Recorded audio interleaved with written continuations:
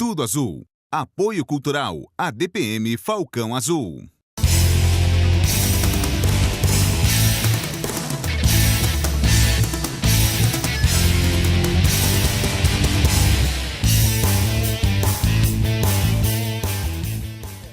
Bom dia, Tudo Azul. Olha aqui. Bom dia. E hoje ao meu lado, não precisa fazer muito esforço. Acho que é apresentador. Falar com o apresentador, eu acho que dá um papo bom, né?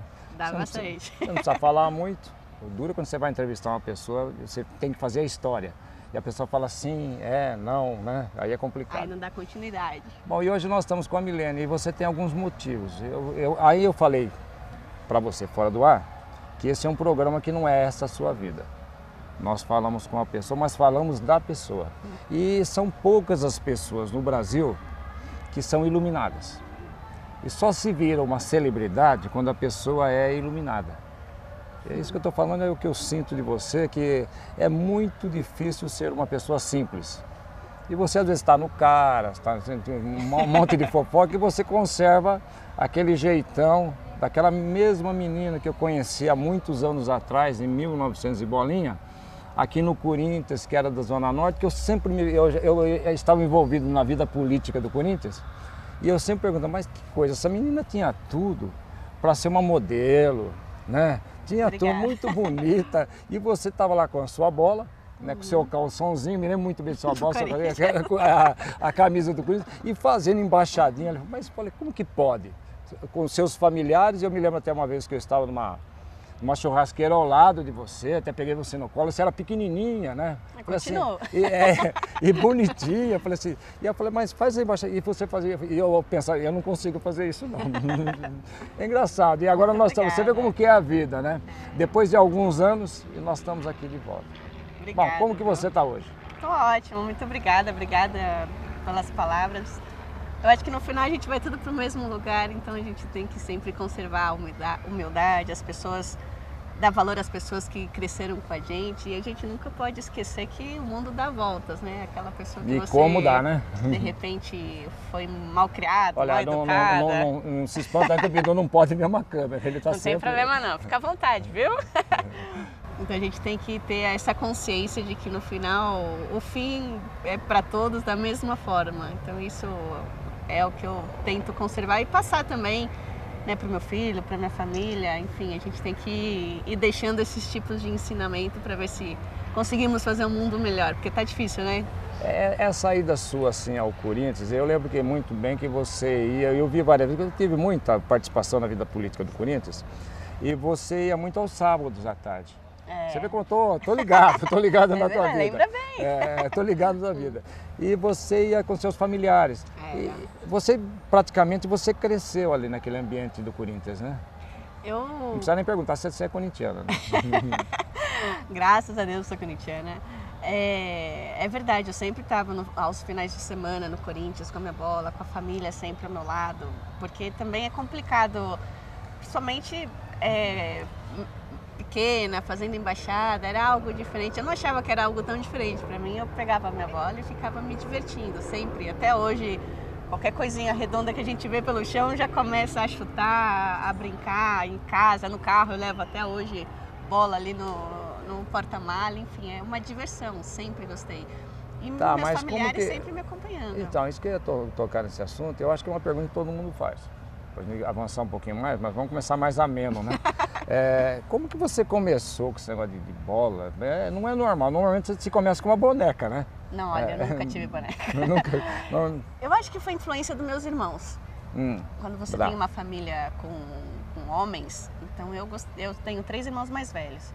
Então, quando eu nasci, então eu queria ser igual a eles. Para mim, eles eram como o meu objetivo de brincar, de ser, a roupa que eles usavam. Minha mãe ficava até preocupada porque existia um preconceito danado nessa época. Você já percebeu que ia chegar nisso. Eu ia chegar nisso, que se você não se preocupava com esse estereótipo que existe até hoje, do futebol feminino. Mas a pessoa fica um pouco mais masculinizada, mas não, eu adorava jogar, Não, e nós temos casos palpáveis, você sabe disso. Você foi jogadora, nós temos casos assim que a gente não pode esconder. É que eu acho que hoje em dia mudou. Aí eu estou falando tudo isso aí, às vezes mas eu sou assim mesmo, eu interrompo mesmo, né? Porque tem muita menina, e eu já vi aqui exemplo, e hoje, por ser Dia Internacional da Mulher, por nós estarmos 3 anos com esse programa no ar, olha, telespectador, 3 anos, ela sabe a dificuldade que é ter uma grande rede de televisão, ficar 3 anos. Verdade, e olha que você tem esse privilégio de ser convidado em todos esses dias, representar as mulheres do Dia Internacional da Mulher. Por quê? Você faz uma coisa totalmente diferente. Seria fácil trazer uma artista, seria fácil falar sobre mulher. Mas falar de uma mulher e falar de um estereótipo, que é o futebol feminino, que até hoje nós temos grandes dificuldades aqui no Brasil, de termos mulheres jogando futebol. E essas mulheres, que foi o teu caso, você teve algumas outras interferências, mas foi o teu caso e você teve que sair até do Brasil para poder jogar bola.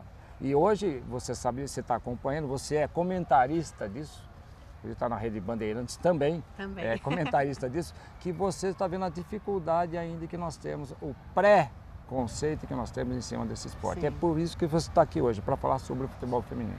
Não, hoje em dia mudou completamente da minha época. Eu comecei a jogar profissionalmente com 15, 16 anos, até no primeiro time de futebol feminino do Corinthians. Mas as pessoas tinham um preconceito danado, assim, quanto a mulher virar homem, né? Minha mãe mesmo, eu cansei de ter que jogar bola escondido da minha mãe e ir atrás dos meus irmãos, porque também ela achava, eu acho que ela sonhava com uma menina para colocar um vestidinho, um lacinho toda mãe sonha, tal, porque ela já tinha 3 homens. Eu tô me apegando a isso. Aí nasci uma menina, mas eu era, acho que mais menino que eles, porque eu queria colocar a roupa que eles colocavam, eu queria jogar bola com eles, fazer todas as brincadeiras de menina, eu tava no meio. Mas aí você chegou no que eu queria chegar. Entendeu? Você chegou exatamente. Quando a coisa é natural, quando a coisa é seu caso, dos seus irmãos, e que nós temos o caso de... Eu tenho um público infantil e juvenil aqui muito grande que assiste Tudo Azul. Quando a coisa é natural, quando é dom, que tem muita coisa que é muito forçado. Né? Tem muitas coisas que já tem uma determinada tendência e aí vai para o futebol feminino. Você sabe, o telespectador sabe o que eu estou falando. Né? Porque é um meio propício.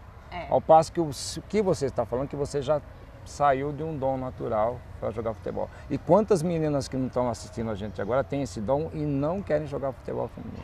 Não querem até para não sofrer esse tipo de preconceito. Melhorou bastante, mas infelizmente ainda existe. E a pessoa fica um pouco com medo de que seja mal interpretada. Porque o futebol é um esporte um pouco duro, um pouco bruto, jogar as entradas, enfim. A roupa já te faz mais masculina. Deixa eu ver se eu posso falar isso para você. Uma vez uma senhora estava falando sobre futebol feminino, mas ela falou, mas Luiz, é o seguinte, quando a menina mata a bola no peito, dá uma má impressão, porque eu também sou mulher, ela falou pra mim, então você tá vendo, tem algumas coisas que ainda chegam do público pra gente, né? Mas a verdade, o pessoal sempre fala, não dói, eu falei, não, porque não é nos seios que a gente mata a bola, na parte, eu acho que é até mais perigoso você machucar o rosto, o queixo, de não levantar bem a cabeça, do que propriamente os seios.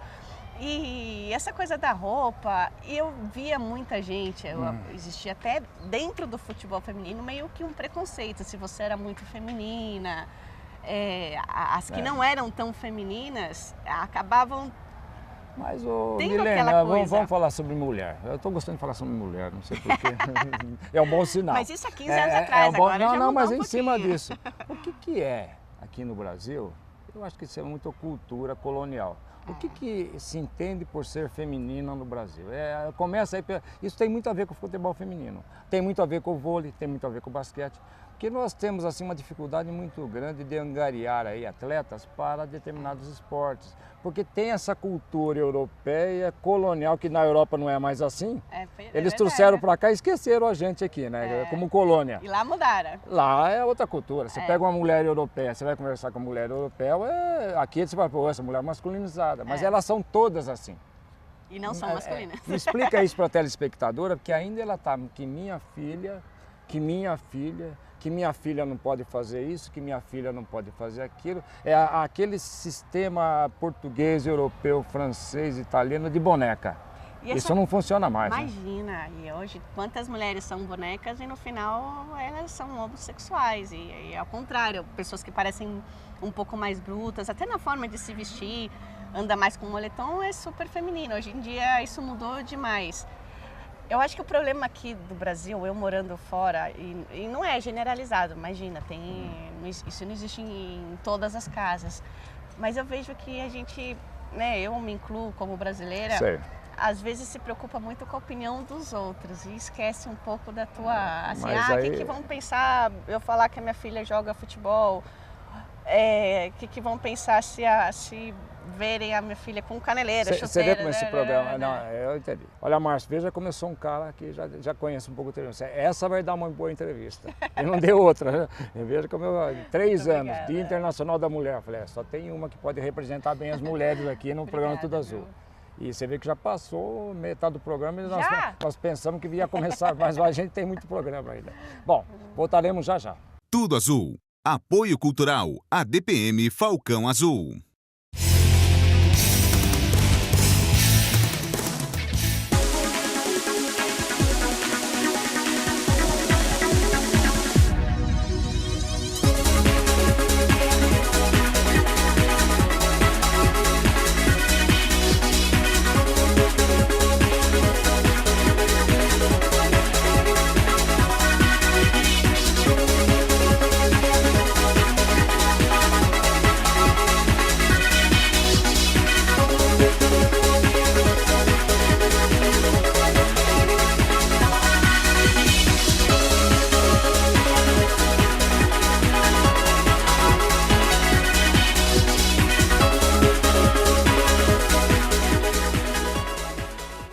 Oi, eu sou Milene Domingues, quero agradecer ao Todo Azul por me convidar para esse programa tão especial, programa de 3 anos.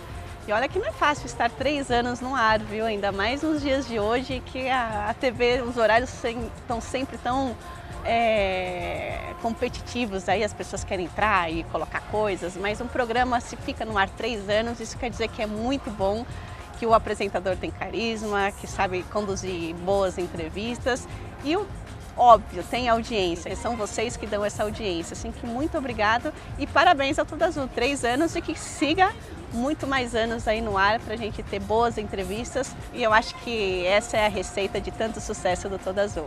Assim que obrigada e parabéns mais uma vez. Tudo Azul. Apoio Cultural. ADPM Falcão Azul. Muito bem, voltamos. E você vê com esse programa, eu vou dar uma de Juca Kfouri aqui. Você vê como que esse programa é interessante? Você veio da Zona Norte e você veio exatamente disso. Eu sou do tempo lá no interior que a cultura era muito... Explicar o que você falou agora. Que a cultura era muito específica. Por que nós somos assim com as mulheres? E a cultura era muito... No Dia Internacional da Mulher nós temos que explicar. Por que nós tratamos nossos filhos assim? A cultura era muito específica no interior. E aqui em São Paulo, Zona Norte de São Paulo. As pessoas ainda punham a cadeira na calçada porque as televisões não existiam. E o que as pessoas faziam? É falar da vida dos outros. Era a cultura local. E vende. E nós estamos trazendo isso até hoje. Engraçado que nós não evoluímos assim muita coisa e nós assim estamos trazendo isso para dentro do esporte. Pior. Hoje você vê, e você sofreu muito sobre isso, é uma coisa que nós temos que falar também, os comentaristas, e você que é comentarista, você faz muito disso também, você que é comentarista, a gente fala muito da vida particular dos outros. A gente tem que tentar... É o que dá ibope, né? É o que dá ibope. Por exemplo, eu comento futebol, então às vezes eu vou falar, por exemplo, Neymar tá saindo muito, porque ele não tá tendo tempo de se dedicar ao futebol. É que hoje em dia o futebol atravessa as 4 linhas do campo. Hoje em dia um clube virou empresa, um jogador não é mais só um atleta, e sim um astro. Mas isso é por causa dos meios de comunicação? Pelos meios de comunicação. E porque vende. Por que o Neymar é contratado por 200 marcas de sei lá, de tudo quanto é coisa? Porque vende. Mas porque o salário... devia ser falado assim. Mas é a cultura da imprensa brasileira. A pessoa fala, fulano só fala da vida particular. Se ninguém lesse, não iria sair. Se ninguém comprasse, não iria sair. Houve uma evolução disso. Porque o Pelé também tem 500 filhos e na época não tinha muito meio de comunicação. É que não tinha condições de falar de todos os filhos dele. E não era esse o foco da imprensa esportiva. Não era o foco. Aí você matou assim. Hoje em dia... vendeu, tá falando. Então, por exemplo, nós temos que tomar muito cuidado como comentaristas a falar, ó, o que ele faz fora de campo não é da nossa conta. Eu tô aqui julgando, falando, ó, hoje ele esteve mal, hoje ele esteve bem. Mas hoje você perde o emprego, né? Depende, se tiver alguém no programa que fale da vida dele, já tá. Não, já tem um contrapeso. Eu tô assistindo lá estou assistindo vocês lá, vocês comentarem, porque é Santos e Palmeiras, Santos e São Paulo. Pô, se perde assim uns 5 minutos para falar o jogo foi isso. Não, mas o Neymar arrumou outra namorada. Ele não tá jogando nada, porque essa noite ele passou com a. Não é da nossa conta. Eu acho que até por ter feito parte disso, de ter jogado futebol, eu sou uma comentarista que estive em campo também. Isso é importante. Então eu tento passar o que eu ensino para a vida. É importante e às vezes é prejudicial, né? Que nós estamos tendo alguns exemplos também que ele transporta todas as balelas do campo. Então tem que dar um exemplo assim, ó, o que eu não gostaria que fizessem comigo, eu não vou fazer com os outros. Eu não gostaria que estivesse comentando da minha vida, se eu estivesse sendo jogador e alguém comentando de mim, eu não gostaria que estivesse falando que se de manhã eu fui no supermercado, que se à tarde eu fui fazer alguma coisa, se querem falar de mim e é um programa esportivo, que fale da minha conduta dentro de campo, se eu fui treinar, se eu faltei ao treino, se eu treinei bem. É impossível. Falar da Milene sem falar é impossível, né? Então, isso no comentarista de futebol. Agora, você só vai ver isso no programa Tudo Azul, viu? Tudo Azul. Agora, se a gente for falar, sei lá, eu vou dar entrevista para outro meio de comunicação que não é só o esporte, tudo bem, a gente fala de uma outra coisa, mas se o programa é esportivo, eu tento passar isso como comentarista para que a vida particular de um jogador não é da nossa conta, desde que isso não interfira dentro de campo. De repente ele faltou um treino, aí esse treino era importante por esquemas táticos, aí no fim de semana ele jogou mal, eu posso dar um motivo que foi que ele faltou o treino. Por que ele faltou o treino? Mas tudo bem. Se o cara chega e não corre nada, né? Chega uma ressaca terrível, esse cara tá bêbado, cara. Tem que falar. Tem que falar, mas a gente tem que tentar manter o foco que um programa esportivo e o trabalho de uma comentarista é falar da conduta do jogador nos treinos e no campo. A hora que ele estiver sendo trabalhador do clube, a hora que ele sair já não é da nossa conta. E se você fosse comentarista de futebol, estivesse comentando lá na Bandeirantes e tal, e você falar, olha, eu vi uma menininha que ela fez 55 mil embaixada em 6 horas e alguns minutos, 6 minutos aí. 9 horas. 9 horas e 6 minutos, eu inverti os números. Você ia falar assim, puxa vida, isso é mentira sua, né? Também. E como que você, qual foi a ideia, como que aconteceu? Porque muita gente acha que você é famosa por outros motivos. Porque já não viveu a minha fase, e essa molecada de hoje não conhece a Milene. Embaixadinha, até hoje assim eu escuto. E como que aconteceu isso, onde foi, por que foi? Então eu sempre tinha a minha bola, eu até, por causa que se eu não estivesse com meus irmãos eu nunca podia jogar futebol. Mas então minha mãe me deu uma bola, mil? Eu brincava sozinha, quando não me deixavam jogar bola com a turma dos meninos, que raramente encontrava uma menina, eu ficava com a minha bola brincando. Então eu tentava fazer as embaixadas. Eu já tinha visto o Maradona fazendo embaixada pela TV. Mas eu fiz isso a vida inteira, eu não fazia 10. Mas você tem que ter eu era com a minha bola debaixo do braço e fazendo. Mas aí todo mundo está assistindo você agora. E olha que a audiência é grande. Aí todo mundo, mas eu também faço isso o dia inteiro e não consigo.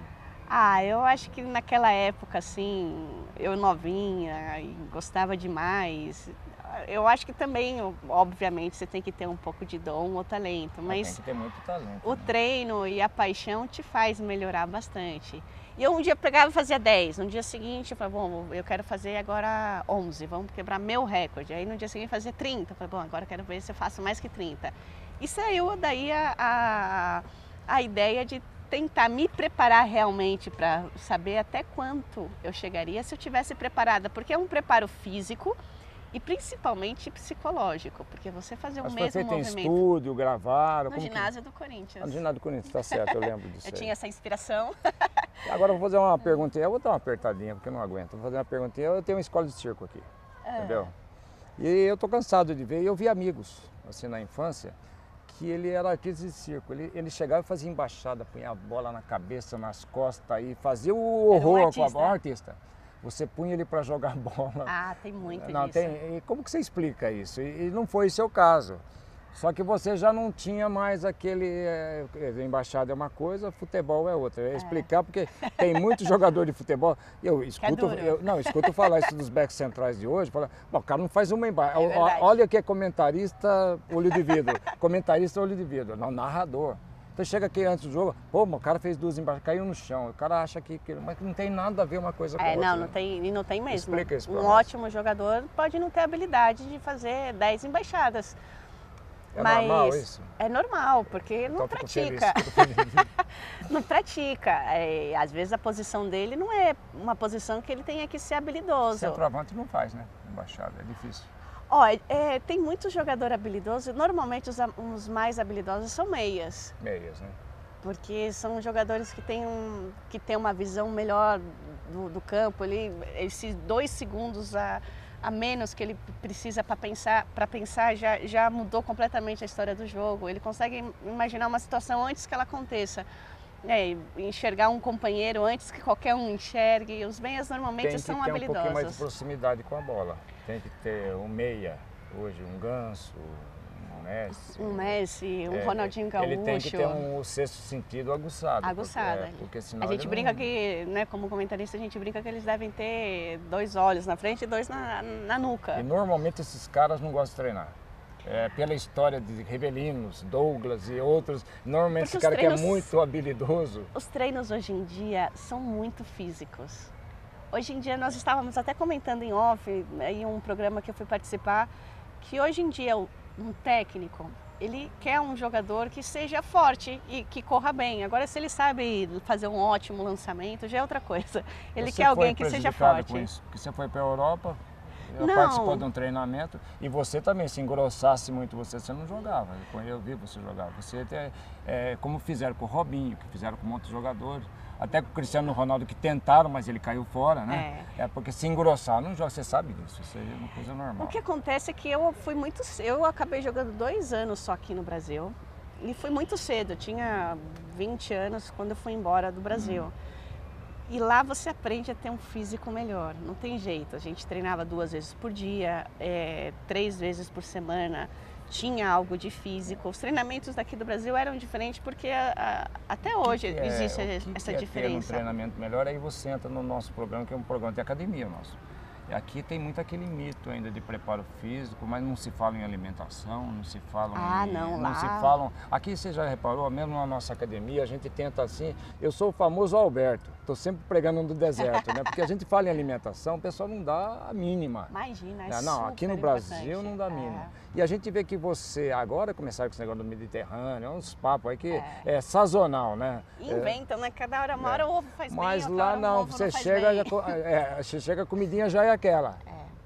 É isso mesmo?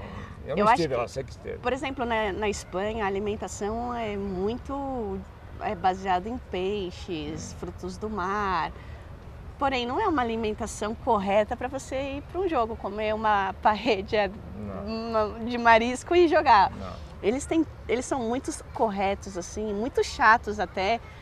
Por exemplo, a gente comia carboidrato, é a fonte de energia para você praticar qualquer esporte. Mas o carboidrato não podia estar com um molho de tomate cheio de carne, cheio de condimentos. Que o brasileiro jamais vai comer macarrão sem nada. Né? Então era aquela macarronada com aqui no Brasil, com molho à bolonhesa, enfim, era todo recheado que no final o carboidrato já tinha até se perdido. Lá não, nós tínhamos um treinador, éramos obrigadas a comer todas juntas, então a gente não tinha concentração. Mas nós nos reuníamos sempre para almoçarmos juntas, então já tinha, não podia, né, o refrigerante, era água, era suco de não sei o quê, então toda a preparação existia antes do jogo. O nosso treinador, ele não tinha como olhar o que nós comíamos em casa, mas aí vem a coisa da mulher, e não é querendo ser feminista. Mas a mulher, eu acho que no esporte é um pouco mais dedicada. Você está sendo boazinha. Quanto ao homem, quanto a essa coisa do profissionalismo. A mulher, quando é determinada a fazer um esporte, principalmente se o esporte já é caracterizado masculino, a gente sempre tem que estar indo atrás. Esporte, não tem. Isso eu posso falar. Tinha que com um dirigente, correr atrás. como dirigente que sai com os times aqui da DPM, a gente pode falar... Mulher é mais dedicada. Meu Deus do céu. Então a gente se preocupava mesmo. Você sai com o time de basquete, com o time de vôlei, você sai com o time de futebol. O problema não é no campo, é o extracampo. O duro é segurar sei pro interior ou ir pro outro estado e segurar esses caras dentro do hotel. Tem cara que você não consegue, é impressionante o fogo que esses caras têm. E parece que nunca viram uma noitada fora, parece que o cara desce pela janela. A gente tá falando, mas não, isso não existe. Existe. Não, mas é brincadeira. E eu acho que até nessa época, assim, a garotada de 15, 16 Mulher não anos... acontece isso. Não. E eu acho que era mais influenciado pelos outros, sei lá, às vezes tinha uma pessoa mais, né? No caso dos homens. Tem um cara que é mais sempre tem um festeiro, líder. E ele acaba levando os outros que, de repente, até não queriam ir. Normalmente, normalmente o cara, aquele maldito, sabe o que ele é? Ele é reserva. Já percebeu? Normalmente verdade. ele é reserva, ele fica, porque ele sabe que ele vai entrar mesmo. Não vai entrar, amanhã não preciso estar bem fisicamente, descansada. Mas é verdade, eu acho que no caso das mulheres não aconteceu. E até porque tudo era um sacrifício. Chegar na cidade era um sacrifício, porque às vezes uma viagem de 6, 7 horas de ônibus no mesmo dia. A gente chegava 1h30, 2 horas antes do jogo, então imagina, você ficou lá sentada horas, tem que levantar, se aquecer e jogar. Então tudo era um sacrifício, então a gente dava valor a isso. Foi muito importante como experiência de vida a nossa entrevista. Que entrevistar assim você nas coisas triviais, todo mundo entrevista, não tem problema nenhum, né? Perguntar as coisas que eles perguntam e você responde com essa simplicidade. Talvez você desmascara todo mundo por causa disso, né? O cara quer que você chore, tá? Não, você fala, não tem nada a ver, eu sou uma pessoa normal. Não, eu choro também, mas assim, aqui não é o caso. E boa sorte, né? Dá um abração lá pro Ronald. Muito né? obrigada. Eu já vi que pelo biotipo dele, ele teve uma mãe, aliás, uma mãe sensacional, né? Obrigada. Mas eu fiquei muito feliz da tua presença aqui. Muito obrigado. Eu que agradeço. Eu fiquei assim até emocionado pelas suas respostas, que a gente espera que uma pessoa, sempre nas entrevistas, as pessoas saiam um pouco de escanteio, saem de fora. E você foi muito direta nas respostas. E muita gente hoje nós temos uma audiência de quase 1 milhão de pessoas. E hoje muita gente vai falar, puxa vida, eu não pensava que a Milene era assim. Eu tenho certeza disso. Por isso, agradeço a oportunidade e de mostrar um pouco mais de Milene pessoa, mulher, mãe, dona de casa, trabalhadora. Acho que a mulher do século XXI hoje em dia, você com certeza vê isso na tua esposa. Sim, você conheceu, sabe que é o mesmo jeitão, é o mesmo jeitão. Né? A gente tem que trabalhar fora, trabalhar em casa, cuidar da família, porque eu acho super importante a mulher também cuidar da família, não só o trabalho fora é importante, mas a família também. Mostrar um pouco do que eu sou realmente. É o que falta hoje, das mães. Falta mãe hoje pro Brasil. Esse cuidado é necessário, sim. Muito bem. Obrigada, viu? Um abraço. Obrigada. Voltaremos na próxima semana. Canto minha vida com orgulho.